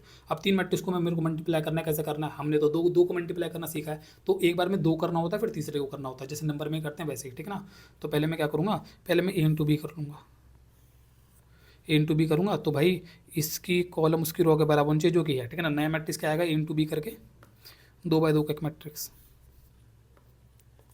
समझ गए। ए इंटू बी 2 बाय 2 का एक मैट्रिक्स आ जाएगा, फिर जो आंसर आएगा उससे सी को मल्टीप्लाई कर दूंगा, जो कि 2 बाय 2 का मैट्रिक्स है। और फिर मेरे को समझना है इसकी रो को इसकी कॉलम को इसकी रो के बराबर चेक करना है, और फिर ए इंटू बी इंटू सी एक 2 बाय 2 का मैट्रिक्स आ जाएगा, समझ गए। पूरा कैलकुलेशन कैसे होगा। एंट्री नहीं रखी बस मैंने यहाँ पे, एंट्रीज नहीं दिखाई मैंने आपको, कोई एंट्रीज, बाकी समझ में आ रहा होगा। बाकी ऑर्डर से जो मैं समझा रहा हूँ, ठीक है ना, कि कैसे ए इंटू बी इंटू सी में कर लूँगा। पहले इंटू बी कर लूँगा, एक मैट्रिक्स आ जाएगा, फिर उस मैट्रिक्स का जो ऑर्डर मेरा ये आ गया उससे मैं उसके कॉलम रो को कन्फर्म करके फिर मैं ए इंटू बी इंटू सी, ए इंटू बी का जो आंसर है उसको सी से मल्टीप्लाई करके ए इंटू बी इंटू सी भी कर लूँगा, ठीक है ना। अब दूसरा मैं यहाँ पे ये कर सकता हूँ कि पहले बी इंटू सी कर लूँ, तो यहाँ पे क्या होगा, बी इंटू सी आ जाएगा, जो कि 2 बाय 2 का एक मैट्रिक्स होगा, ये इसके बराबर हो जाएगी, 2 इंटू का मैट्रिक्स आएगा, फिर उससे मल्टीप्लाई कर दूंगा, जो कि 2 बाय 2 का मैट्रिक्स है, और फिर मेरे को ए इंटू बी इंटू सी मिल जाएगा। तो यही होता है कि आप ए इंटू बी करके फिर सी करो, कि बी इंटू सी करके फिर ए करो, फर्क नहीं पड़ता, मैट्रिक्स के अंदर नंबर की ही तरह आंसर सेम आता है, ये एसोसिएटिव होता है, ठीक है ना। आई होप आपको समझ में आ रहा होगा। मैं एग्जांपल्स दे रहा हूँ, साथ साथ मिटा दे रहा हूँ। वैसे अगर आपको लिखना हो तो साइड में कहीं पे लिख लेना इन एग्जांपल्स को, अगर आपको लग रहा है हेल्प होगा याद रखने में क्या मैंने समझाया यहाँ पे, ठीक है ना। ठीक है, आगे बढ़ते हैं, आगे आगे आगे आगे, ठीक है। आगे फिर एक है आपका जिसको हम कहते हैं एडिटिव आइडेंटिटी। एडिटिव आइडेंटिटी का मतलब होता है जिसको ऐड करने से फ़र्क नहीं पड़ता। नंबर में समझो, नंबर में जैसे मैं 5 के साथ 0 ऐड करता हूँ तो मैं कहता हूँ 5 ही आ जाता है वापस, तो हम कहते हैं 0 को ऐड करने से फ़र्क नहीं पड़ता, 0 एडिटिव आइडेंटिटी होता है नंबर्स के अंदर, समझ गए। ऐसे ही मैट्रिक्स के अंदर हम कहते हैं कि मैट्रिक्स के अंदर भी एक मैट्रिक्स होता है जिसको ऐड करने से फ़र्क नहीं पड़ता। एक मैट्रिक्स यहाँ पे मैंने बनाया ए 1 2 3 4, ठीक है। इसके साथ मैं एक मैट्रिक्स है जिसको अगर मैं ऐड कर दूंगा तो कोई फ़र्क नहीं पड़ेगा, ये ए मैट्रिक्स वापस आ जाएगा। ये ए मैट्रिक्स है, इसके साथ में एक मैट्रिक्स है जिसको मैं ऐड कर दूंगा तो फ़र्क नहीं पड़ेगा, एक ये ए मैट्रिक्स 1 2 3 4 ये ए मैट्रिक्स ही वापस आ जाएगा। वो कौन सा मैट्रिक्स है, तो वो बेसिकली मैट्रिक्स होता है जीरो मैट्रिक्स, वो जीरो मैट्रिक्स होता है, समझ गए ना। इस ए के साथ अगर मैं एक जीरो मैट्रिक्स को ऐड कर दूँ, जीरो मैट्रिक्स मैंने बताया था जिसके अंदर सारी एंटी जीरो एंट्री होती है, तो 1 + 0 1 ही आ जाएगा, 2 + 0 ये आ जाएगा। तो हम कहते हैं भाई एक ए मैट्रिक्स जो होता है ना, जैसे कोई मैट्रिक्स ए मैट्रिक्स है, उसके साथ अगर आप एक जीरो मैट्रिक्स ऐड करो, जीरो मैट्रिक्स का एक सिंबल होता है, उसको हम ओ से रिप्रेजेंट करते हैं। जीरो मैट्रिक्स का एक स्पेशल सिंबल है, उसको ओ से रिप्रेजेंट करते हैं, ठीक है ना। इसको लिख लो यहाँ पे, मैंने लिखवाया नहीं था पहले, यहाँ पे लिख लो इसको। जीरो मैट्रिक्स का सिंबल होता है, इसको हम ओ से रिप्रेजेंट करते हैं, ठीक है ना। और इसका भी एक सिंबल होता है, इसको हम आई से रिप्रेजेंट करते हैं। आइडेंटिटी मैट्रिक्स होता है ना, इसको हम आई से रिप्रेजेंट करते हैं, ठीक है। इसको याद रखना कि जो ऑर्डर होता है स्क्वायर मैट्रिक्स का, कोई स्क्वायर मैट्रिक्स है, ठीक है ना, कोई स्क्वायर मैट्रिक्स है तो उसका ऑर्डर हम कैसे बताते हैं, ऐसे बताते हैं ऑर्डर टू। ऑर्डर टू 2/2 नहीं बोलते, ऑर्डर टू बोलते हैं क्योंकि रो कॉलम बराबर होते हैं, तो हम बोल देते हैं ऑर्डर टू का स्क्वायर मैट्रिक्स। ऑर्डर टू का स्क्वायर मैट्रिक्स मतलब 2 ही रो है 2 ही कॉलम होगी, समझ गए। पूरा 2/2 नहीं बोलते, जब स्क्वायर मैट्रिक्स है तो ऐसे बोलते हैं ऑर्डर टू का स्क्वायर मैट्रिक्स। बंदा समझ जाता है ऑर्डर टू का मतलब 2/2 का, क्योंकि 2 ही रो होगी 2 ही कॉलम होगी। ऑर्डर 3 का स्क्वायर मैट्रिक्स ऐसे बोल देते हैं, पूरा नहीं बोलते। ऑर्डर 3/3 का स्क्वायर मैट्रिक्स ऐसे नहीं बोलते, बोलते हैं ऑर्डर 3 का स्क्वायर मैट्रिक्स। ऑर्डर 3 मतलब 3 ही रो होगी 3 ही कॉलम होंगे। तो स्क्वायर मैट्रिक्स में समझ गए ना। और कोई मैट्रिक्स है, जैसे और कोई मैट्रिक्स है, तो जैसे और कोई मैट्रिक्स है 1 2 3 4 5 6, तो उसमें पूरा बताना पड़ता है कि कितनी तो रोज़ है कितनी तो कॉलम है, उसमें पूरा बताना पड़ेगा। अगर वो एक स्क्वायर मैट्रिक्स नहीं है तो उसमें पूरी रो कितनी है कॉलम कितने पूरा बताना पड़ेगा कोई और मैट्रिक्स के अंदर। लेकिन अगर वो एक स्क्वायर मैट्रिक्स है तो पूरी रो पूरे कॉलम बताने की जरूरत नहीं है, क्योंकि पूरे रो पूरे कॉलम बताने की जरूरत नहीं है, क्योंकि रो कॉलम बराबर होते हैं ना। तो हम बस ऐसे बोल देते हैं ऑर्डर 2 का स्क्वायर मैट्रिक्स, ऑर्डर 3 का स्क्वायर मैट्रिक्स। बंदा बंदा समझ जाता है 3/3 का 2/2 का, समझ गए ना। ये जो आइडेंटिटी मैट्रिक्स है इनको ऐसे लिखते हैं, जैसे 2/2 ऑर्डर का आइडेंटिटी मैट्रिक्स है तो उसको I2 से रिप्रेजेंट करते हैं। ये एक 2/2 ऑर्डर का आइडेंटिटी मैट्रिक्स है ना, आइडेंटिटी मैट्रिक्स का सिंबल होता है आई, ठीक है ना। अगर वो 2/2 का आइडेंटिटी मैट्रिक्स है तो उसको I2 से रिप्रेजेंट करते हैं, समझ गए। ऑर्डर 2 को जैसे बस ऑर्डर 2 मतलब ऑर्डर 2/2 को 2 से रिप्रेजेंट कर देते हैं ना, तो यहाँ पे हम 2 लिख देते हैं, उसका मतलब ये होता है ऑर्डर 2/2 का आइडेंटिटी मैट्रिक्स। और ऑर्डर 3/3 का है तो I3 लिख देते हैं, समझ गए ना। 3/3 ऑर्डर का एक आइडेंटिटी मैट्रिक्स I3 मतलब 3/3 ऑर्डर का आइडेंटिटी मैट्रिक्स, ठीक है। और अगर ये लिखाओ ऐसे, ये ब्रैकेट बना के अंदर 1 लिखाओ, 1 लिखाओ, तो इसको भी आइडेंटिटी मैट्रिक्स कहते हैं। ये 1 1 1 वाले होते हैं ना आइडेंटिटी मैट्रिक्स, तो अंदर बस 1 लिखाओ तो उसको भी आइडेंटिटी मैट्रिक्स कह देते हैं, समझ गए। डायगोनल एंट्रीज थी और 1 लिखा हुआ है बस, और 0 0 का स्पेस ही नहीं है, वो जो 0 0 और होते हैं उसका उसके लिए जगह ही नहीं है, ठीक है ना। तो हम इसको भी आइडेंटिटी मैट्रिक्स कह देते हैं, और इसको कह देते हैं I1, ऑर्डर 1 का 1/1 का ऑर्डर 1 का आइडेंटिटी मैट्रिक्स, ठीक है ना। आगे बढ़ते हैं। अब यहाँ पे मैं आपको ये करा रहा था तो हम कहते हैं कि भाई एक ए मैट्रिक्स है कोई, तो उसके साथ अगर आप कोई जीरो मैट्रिक्स ऐड करते हो तो उससे फ़र्क नहीं पड़ता, आपको वो ए मैट्रिक्स ही वापस मिल जाता है। अभी आपको समझ में आ रहा होगा, ठीक है ना। तो हम कहते हैं कि जो मैट्रिक्स होते हैं उनके अंदर आइडेंटिटी जो मैट्रिक्स होते हैं उनके अंदर एडिटिव आइडेंटिटी क्या होता है, जीरो मैट्रिक्स, ठीक है ना। नंबर्स के अंदर क्या होता है, जीरो। 5 एक नंबर है, उसके साथ अगर हम जीरो ऐड करते हैं तो 5 ही आ जाता है। तो नंबर के अंदर जो जीरो होता है वो एडिटिव आइडेंटिटी होता है, और मैट्रिक्स के अंदर जो जीरो मैट्रिक्स होता है वो एडिटिव आइडेंटिटी होता है। फोर्थ है एडिटिव इनवर्स। एडिटिव इनवर्स होता है जो एडिटिव आइडेंटिटी बनाता है। एडिटिव इनवर्स क्या होता है, जो एडिटिव आइडेंटिटी बनाता है वो एडिटिव इनवर्स होता है। एग्जाम्पल के लिए नंबर में समझो 5 है, जैसे 5 के साथ मैं क्या ऐड करूं कि नंबर में जो एडिटिव आइडेंटिटी होती है वो बन जाए, जो कि है ज़ीरो। ज़ीरो हम कहते हैं ज़ीरो नंबर के अंदर एडिटिव आइडेंटिटी होता है, समझ गए ना। तो 5 के साथ मैं क्या ऐड करूं कि जो नंबर की एडिटिव आइडेंटिटी है ज़ीरो वो बन जाए, तो आंसर इज़ -5, समझ गए। तो -5 कहलाएगा एडिटिव इनवर्स। एडिटिव इनवर्स क्या होता है, एडिटिव इनवर्स वो होता है जिसको ऐड करने से एडिटिव आइडेंटिटी बन जाए। 5 के साथ हम -5 5 के साथ अगर हम -5 ऐड करेंगे तो एडिटिव आइडेंटिटी 0 बन जाती है। इसलिए हम कहते हैं कि 5 का जो एडिटिव इन्वर्स है वो है -5। समझ गए? एडिटिव इन्वर्स वो है जो एडिटिव आइडेंटिटी बनाए, ठीक ना। ऐसे ही मैट्रिक्स में सोचो, मैट्रिक्स के अंदर कोई मैट्रिक्स ए है 1 2 3 4, तो इसके साथ मैं क्या ऐड करूँ? इसके साथ मैं क्या ऐड करूँ जो मैट्रिक्स की एडिटिव आइडेंटिटी बन जाए। मैट्रिक्स की एडिटिव आइडेंटिटी क्या है? 0 0 0 0। समझ गए ना? तो मैट्रिक्स की एडिटिव आइडेंटिटी बन जाए ऐसा क्या ऐड करूँ इस ए के अंदर? तो आंसर इज -1 -2 -3 -4। अगर आप इस ए मैट्रिक्स के अंदर ये वाला मैट्रिक्स ऐड कर दोगे तो 1 से ये 0 हो जाएगा, 2 से ये 0 हो जाएगा। समझ गए ना? सारे 0 हो जाएंगे। समझ गए? इसको आप कह सकते हो, इसको आप कह सकते हो नेगेटिव ऑफ ए। इसको नेगेटिव ऑफ ए कह सकते हो, याद है? नेगेटिव ऑफ ए, एक मैट्रिक्स का नेगेटिव ऑफ ए होता है जिसमें एलिमेंट सेम होते हैं, अपोजिट होता है साइन, लेकिन सारे एलिमेंट सेम होते हैं लेकिन साइन अपोजिट होता है। तो इसको आप कह सकते हो कि ये ए है तो ये नेगेटिव ऑफ ए है, ठीक है ना। तो एक मैट्रिक्स जो होता है उसके लिए जो उसका नेगेटिव ऑफ ए होता है वो एडिटिव इन्वर्स होता है, क्योंकि उसको जब आप ऐड करते हो तो मैट्रिक्स की जो एडिटिव आइडेंटिटी होती है जीरो मैट्रिक्स वो बन जाता है, ठीक है ना। सब्ट्रैक्शन में होता है कि सब्ट्रैक्टिव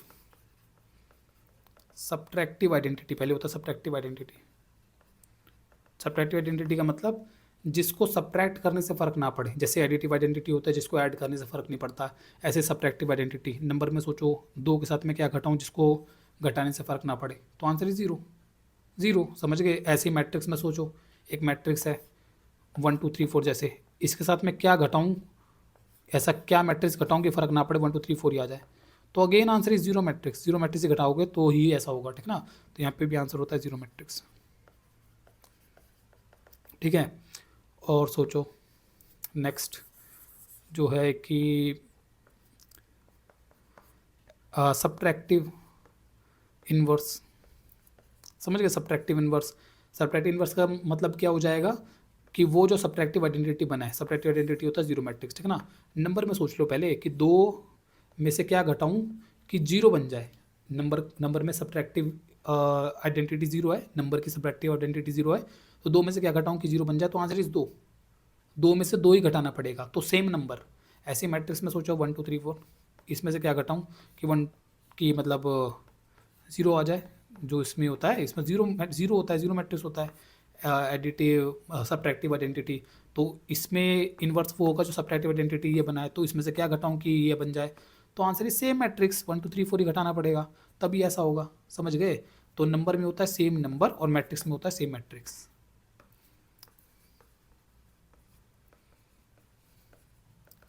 ठीक है। आगे बढ़ते हैं। अगर बात करें मल्टीप्लिकेटिव आइडेंटिटी के बारे में, तो नंबर में जैसे हम कहते हैं 5 है, 5 के साथ 1 मल्टीप्लाई करो तो वापस 5 ही आ जाता है।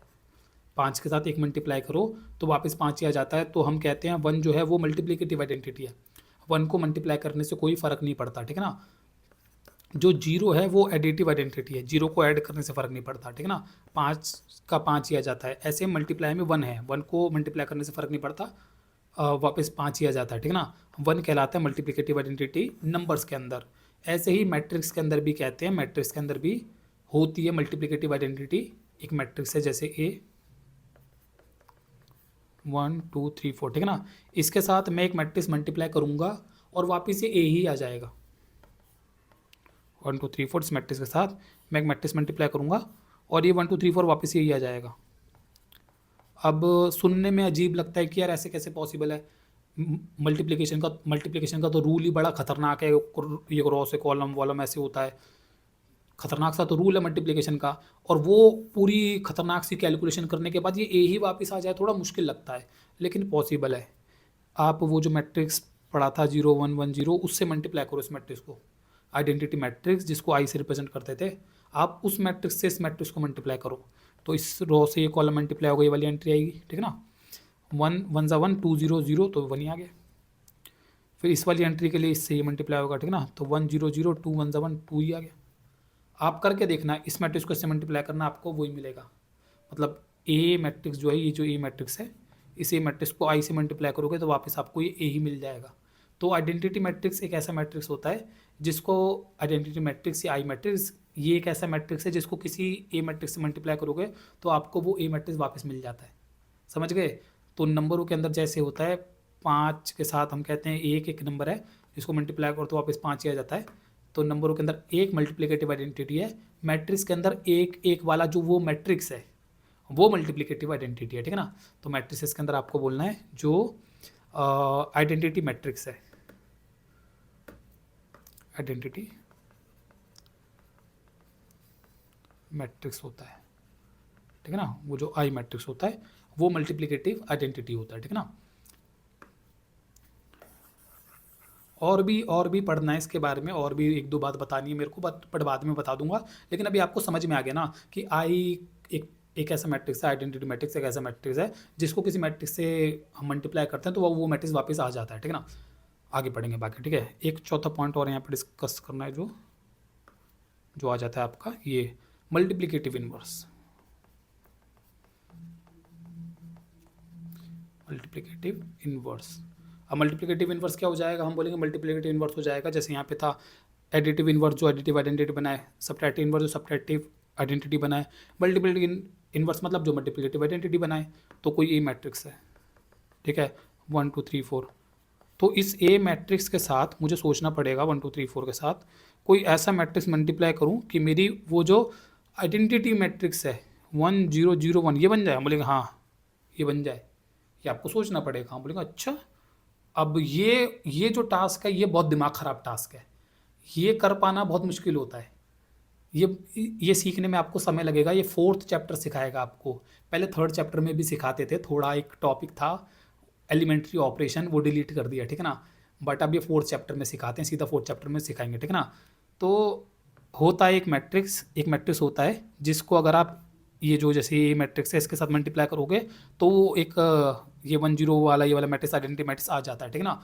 और वो जो मैट्रिक्स होता है उसको हमारे को बोलना होता है इन्वर्स मैट्रिक्स, समझ गए। ये लॉजिक वो मैट्रिक्स जो आइडेंटिटी मैट्रिक्स बनाए वो इन्वर्स कहलाता है, ठीक है ना। यहाँ पे भी वही लॉजिक है, इन्वर्स कौन है, वो जो आइडेंटिटी बनाए। तो यहाँ पे मल्टीप्लाई से होगा ना, यहाँ पे मल्टीप्लाई कर रहे थे तो मल्टीप्लाई से चलेगा, इसके साथ क्या मल्टीप्लाई करूँ कि वो आइडेंटिटी बन जाए, ठीक है ना। अभी आपको समझ में आ रहा होगा, ठीक है ना। अभी पढ़ाई की एनसीईआरटी, आगे एक टॉपिक आएगा इन्वर्टेबल मैट्रिक्स का, एक टॉपिक आएगा एनसीईआरटी के अंदर, ठीक है ना। तब एनसीईआरटी इस पर थोड़ा डिस्कस करेगी, ठीक है ना। तब मैं इसको दोबारा से पढ़ाऊँगा, ठीक है। अभी मोटा मोटा समझ में आ गया कि एक ए मैट्रिक्स होता है, उसके साथ हमारे को सोचना होता है एक ऐसा मैट्रिक्स जिसको मैं मल्टीप्लाई करूँ और 1 0 0 1 बन जाए, ठीक है ना। जो मैट्रिक्स ऐसा कर देगा वो मैट्रिक्स ए का इन्वर्स कहलाता है। उस मैट्रिक्स को रिप्रेजेंट कैसे करते हैं, उस मैट्रिक्स को ऐसे रिप्रेजेंट करते हैं, ए के ऊपर ऐसे -1 लगा के, ए के ऊपर -1 लगा के रिप्रेजेंट करते हैं, ठीक है ना। जैसे नंबरों के अंदर समझाता हूँ, 5 का मैं आपसे पूछता हूँ मल्टीप्लिकेटिव इन्वर्स बताओ। 5 का मल्टीप्लिकेटिव इन्वर्स तो आपको बात करना पड़ेगा, 5 का मल्टीप्लिकेटिव इन्वर्स कौन होगा, वो जो मल्टीप्लिकेटिव आइडेंटिटी 1 बना दे। तो आंसर इज 1/5, समझ गए। तो 5 का जो मल्टीप्लिकेटिव इन्वर्स होता है वो 1/5 होता है। क्या 1/5 को मैं ऐसे भी लिख सकता हूँ, 5 की पावर -1। कुछ वैसे ही वहाँ यहाँ पे करते हैं कि हम कहते हैं कि एक ए मैट्रिक्स है, तो एक ए मैट्रिक्स है तो उसका जो इन्वर्स होगा वो होगा ए की पावर -1। पावर नहीं बोलते, मतलब पावर मत बोलना इसको, पावर यहाँ पे पावर बोलना ठीक है, 5 की पावर -1 यहाँ बोलना ठीक है, यहाँ पे पावर नहीं बोलते, बस ए के ऊपर -1 लगाते हैं, ऐसा बोलना है, ठीक है ना। लेकिन आपको बोलना है एक ए मैट्रिक्स है उसका एक मल्टीप्लिकेटिव इन्वर्स भी होता है, एडिटिव इन्वर्स होते हैं जो ऐड करने में, जो ऐड करके जीरो मैट्रिक्स बनाते हैं, सब्ट्रैक्टिव इन्वर्स होते हैं जो सब्ट्रैक्ट करके जीरो मैट्रिक्स बनाते हैं, मल्टीप्लिकेटिव इन्वर्स होते हैं जो मल्टीप्लाई करके आइडेंटिटी मैट्रिक्स बनाते हैं। आई होप आपको समझ में आ रहा होगा, ठीक ना। फॉर अ मैट्रिक्स ए, कोई मैट्रिक्स ए है तो उसका मल्टीप्लिकेटिव इन्वर्स क्या होता है, ए के ऊपर ऐसे ये -1 होता है, ये उसका मल्टीप्लिकेटिव इन्वर्स होता है, ठीक है ना। अब ये हो गया मल्टीप्लिकेशन में, ये सारी प्रॉपर्टी जो एडिशन सब्ट्रैक्शन में होती है, मल्टीप्लिकेशन में ये तो होती है, एक प्रॉपर्टी एक्स्ट्रा होती है उसको भी ध्यान रख लेना, 5th प्रॉपर्टी लिख दो इसको, जो कि है आपकी डिस्ट्रीब्यूटिव। ये डिस्ट्रीब्यूटिव प्रॉपर्टी क्या है, डिस्ट्रीब्यूटिव प्रॉपर्टी में एनसीईआरटी ऐसे कहती है कि A B plus C equals to होता है ए बी प्लस ए सी। जैसे आप नंबरों में करते हो कि 2 + 3, इसको आपको 5 से मल्टीप्लाई करना है, तो आप ये भी कर सकते हो, आप ये भी कर सकते हो 5 × 2 और 5 × 3 और ये प्लस, मतलब आप पहले प्लस कर सकते हो और फिर मल्टीप्लाई कर सकते हो। पहले प्लस करना, आगे आंसर 5, 5 × 5, पहले प्लस कर लिया फिर मल्टीप्लाई कर रहे हैं, आंसर आ गया 25। समझ गए? पहले प्लस किया, ठीक, प्लस आया और फिर मल्टीप्लाई कर रहे हैं, और या फिर आप पहले मल्टीप्लाई कर सकते हो, यहाँ पे पहले मल्टीप्लाई कर रहे हैं, ठीक है ना, पहले मल्टीप्लाई कर लिया 10 15 और फिर प्लस कर रहे हैं 25, तो दोनों से आंसर सेम ही आता है, दोनों से आंसर सेम ही आता है, ठीक ना। पहले प्लस कर सकते हैं फिर मल्टीप्लाई कर सकते हैं, या फिर पहले मल्टीप्लाई कर सकते हैं फिर प्लस कर सकते हैं, ठीक ना। यही सेम चीज़ जो नंबर में काम करती है, यही मैट्रिक्स में भी काम करती है, कि दो मैट्रिक्स आप प्लस करके फिर किसी एक मैट्रिक्स से मल्टीप्लाई करने वाले थे, समझ गए? जैसे दो नंबर प्लस करके किसी एक नंबर से मल्टीप्लाई करने वाले थे, ऐसे ही दो मैट्रिक्स प्लस करके एक मैट्रिक्स से मल्टीप्लाई करने वाले थे। तो आप मैट्रिक्स प्लस करके मल्टीप्लाई कर सकते हो, या फिर आप ये कर सकते हो कि उस मैट्रिक्स को उस मैट्रिक्स से मल्टीप्लाई कर दो, उस मैट्रिक्स को उस मैट्रिक्स से मल्टीप्लाई कर दो, 5 × 2 कर दो, 5 × 3 कर दो और फिर प्लस कर दो। समझ गए? नंबर वाली प्रॉपर्टी है, मैट्रिक्स में भी काम करती है, ठीक है। इसका एक एग्जांपल दे दूं आपको, एग्जांपल जैसे 1 2 3 4, ठीक है, 3 4 5 6, ये दो मैट्रिक्स थे, ठीक है। इन दोनों को प्लस करके आप एक मैट्रिक्स से 6 7 8 9 से मल्टीप्लाई करने वाले थे, समझ गए? ये दो मैट्रिक्स हैं, दोनों को प्लस करके फिर 6 7 8 9 से मल्टीप्लाई करने वाले थे। तो एनसीईआरटी कह रही है आप ये कर सकते हो कि भाई इन दोनों को प्लस कर लो, इन दोनों को प्लस करके एक आंसर आ जाएगा, ठीक है। इन दोनों को प्लस कर लोगे एक आंसर आ जाएगा, समझ गए? इन दोनों को प्लस कर लोगे का आंसर आ जाएगा, फिर उसको 6 7 8 9 से मल्टीप्लाई कर देना, मल्टीप्लाई के लॉ जो लॉ पढ़ा है, मल्टीप्लाई का जो रूल पढ़ा है उससे कर लेना, फिर मल्टीप्लाई, इन दोनों को प्लस करके मैट्रिक्स आ गया, फिर रो इनटू कॉलम फॉलम करके जो भी आंसर आएगा निकाल लेना, ठीक है ना। ये एनसीईआरटी करिए, आप ये भी कर सकते हो कि इसको इससे मल्टीप्लाई करो, उससे मल्टीप्लाई कर लो, 6 7 8 9 को पहले मल्टीप्लाई कर लो 1 2 3 4 से, ठीक है, प्लस 6 7 8 9 को मल्टीप्लाई कर लो 3 4 इससे 5 6 से, ठीक है, और फिर इन दोनों के मल्टीप्लिकेशन का आंसर निकाल लो, उन दोनों के मल्टीप्लिकेशन का आंसर निकाल लो, और वो जो दो आंसर्स आएंगे उनको ऐड कर लो। कह रही दोनों से आंसर सेम ही आएगा, ये कह रही है एनसीईआरटी, ठीक है ना।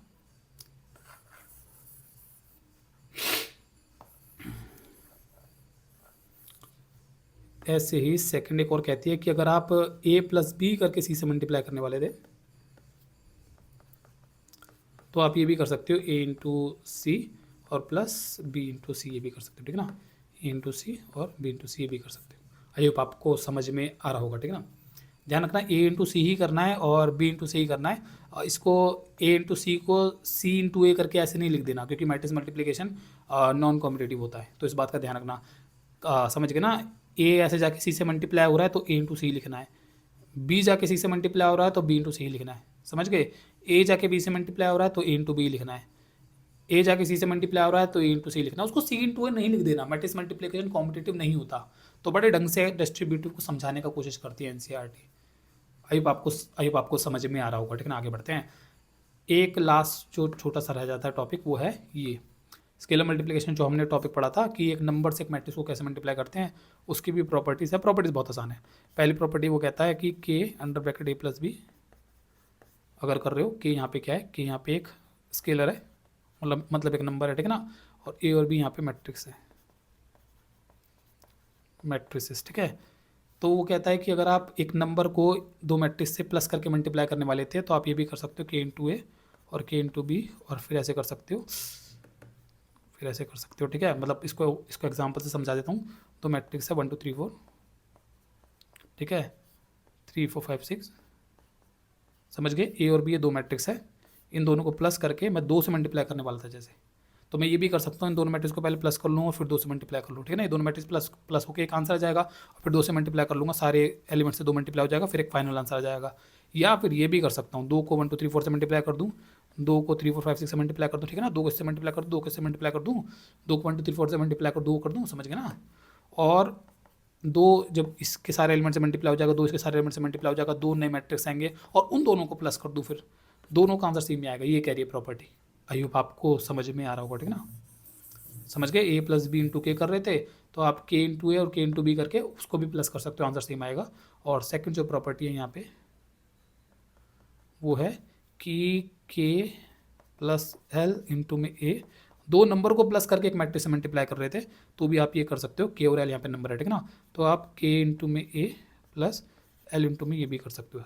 इसका एग्जांपल ले लो 2 + 3 करके, फिर मैं एक मैट्रिक्स 1 2 3 4 से मल्टीप्लाई करने वाला था। तो ये कर सकता हूँ, 2 नंबर को पहले प्लस कर लूँ, 5 आ गया, ठीक है, और फिर मल्टीप्लाई कर लूँ 1 2 3 4 से। समझ गए ना, नंबरों को पहले प्लस कर लो, पहले प्लस करो नंबरों को और फिर मल्टीप्लाई कर दो, ठीक है ना। तो 5 सबसे मल्टीप्लाई हो जाएगा, ठीक है ना, एक मैट्रिक्स आ जाएगा 5 10 15 20, ठीक है। या फिर वो कहती है प्रॉपर्टी ये कर लो, इसको इससे मल्टीप्लाई कर लो, इससे मल्टीप्लाई कर लो, 2 इंटू ये मैट्रिक्स प्लस 3 इंटू ये मैट्रिक्स, समझ गए, के इंटू ए और के इंटू बी, और फिर 2 इंटू ये करके एक आंसर आएगा, 3 इंटू वो मैट्रिक्स करके एक आंसर आएगा, और फिर उन दोनों मैट्रिक्स को प्लस कर लो, कहते हैं आंसर सेम ही आएगा। आई होप आपको प्रॉपर्टी समझ में आ रही होगी, ठीक है ना, बैठ रहा होगा पॉइंट दिमाग के अंदर। अब हमने प्रॉपर्टी तो सारी डिस्कस कर लिया, ठीक है ना, जो भी एनसीईआरटी के अंदर प्रॉपर्टी दे रखी थी मैंने सारी प्रॉपर्टीज़ आपको पढ़ा दी है, ठीक है। जो रह गए हैं वो रह गए हैं क्वेश्चन आंसर रह गए, ठीक है ना। एक्सरसाइज 3.2 के हमारे को क्वेश्चन आंसर्स करने हैं, ठीक है। नेक्स्ट वीडियो के अंदर हम एक्सरसाइज 3.2 के अंदर से क्वेश्चन आंसर्स करेंगे, ठीक है, और एग्जांपल भी करेंगे। एग्जांपल के अंदर मैं 1-2 छोटी मोटी बातें बीच में रह गई होगी तो वो मैं पढ़ा दूंगा, ठीक है ना। 1-2 बातें मुझे पेज पलटते हुए दिख रही है, 1-2 बातें छोटी छोटी सी बातें, वो आप इग्नोर भी कर दोगे तो चल जाएगा, वैसे कोई बहुत बड़ी बातें नहीं है, ठीक है ना। लेकिन मैं नेक्स्ट वीडियो के अंदर जब मैं एग्जाम्पल्स कराऊंगा तो उसमें पढ़ा दूंगा, और बाकी एक्सरसाइज 3.2 के क्वेश्चन आंसर्स कर लेंगे, ठीक है ना। अभी रिवाइज कर लो पहले थोड़ा सा, अभी में हमने क्या पढ़ लिया, हमने ऑपरेशंस को पढ़ा, ऑपरेशन ऑन मैट्रिसेस। तो हम एडिशन कर सकते हैं मैट्रिसेस का, हम सब्ट्रैक्शन कर सकते हैं मैट्रिसेस का। एडिशन सब्ट्रैक्शन बहुत आसान है, मल्टीप्लिकेशन बाय स्केलर बहुत आसान है। नेगेटिव फॉर मैट्रिक्स क्या होता है, जैसे नंबरों में नेगेटिव होते हैं, 5 कोई नंबर है तो उसका नेगेटिव भी होता है, 5 का -5, ऐसे मैट्रिसेस में भी होता है, ठीक है ना। मल्टीप्लिकेशन ऑफ मैट्रिसेस हम बोलेंगे ये कमाल का टॉपिक है, बड़ा थोड़ा दमदार है। आगे वाले मैट्रिक्स, फॉर्मल मैट्रिक्स के कॉलम्स पीछे वाले मैट्रिक्स के रॉस के बराबर होनी चाहिए, ठीक है ना। और फिर नया मैट्रिक्स जो आता है उसका ऑर्डर कैसे डिसाइड होता है, इससे और इससे, ठीक है ना। और फिर एंट्रीज कैसे कैलकुलेट करनी है वो मैंने आपको समझा दिया, ठीक है ना। और हमने बात करा मैट्रिक्स मल्टीप्लिकेशन कॉम्पिटेटिव नहीं होता, ठीक है ना। ए इंटू बी करो, बी इंटू करो, आंसर बराबर नहीं आता। और एक एक्सेप्शन भी बात करा कि कभी कभार आ भी सकता है, ठीक है ना, बहुत रेयर चांसेस में आता है, लेकिन मोस्ट ऑफ द केसेस में नॉन कॉम्पिटेटिव भी होता नहीं आता, ठीक है ना। प्रॉपर्टीज़ के बारे में बात करा कि एनसीईआरटी में कुछ प्रॉपर्टीज़ पढ़ा रखी है कि एडिशन सब्ट्रैक्शन और मल्टीप्लिकेशन में कुछ प्रॉपर्टी है, कॉम्पिटेटिव होता सोस्टिव, ये सब पढ़ा रखा है, ठीक है ना। ये जो प्रॉपर्टीज़ है, ये इन प्रॉपर्टीज़ के ऊपर क्वेश्चन आंसर्स ना एनसीईआरटी में बड़े कम है, बड़े कम क्वेश्चन आंसर्स हैं, मतलब प्रॉपर्टी पे तो एनसीईआरटी बात ही नहीं करती, ठीक है ना। जब आप बाहर से पढ़ाई करोगे ना, जब आप बाहर से पढ़ाई करोगे, मतलब एनसीईआरटी से बाहर से, एग्जाम्पलर या आर डी शर्मा वगैरह, उसमें कुछ अच्छे क्वेश्चन आते हैं जो इन प्रॉपर्टीज से पूछे जाएंगे। तो प्रॉपर्टीज़ को ध्यान रखना, जो भी मैंने प्रॉपर्टी पढ़ाई है इनको ध्यान रखना, ठीक है ना। जो भी यहाँ पे हमने प्रॉपर्टीज़ के बारे में बात करा उनको ध्यान रखना, ठीक है। बाकी नेक्स्ट वीडियो के अंदर हम क्वेश्चन आंसर्स करेंगे।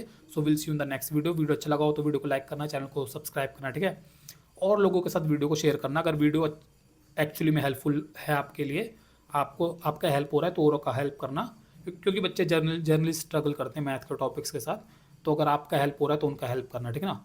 बाकी will see you in the next video.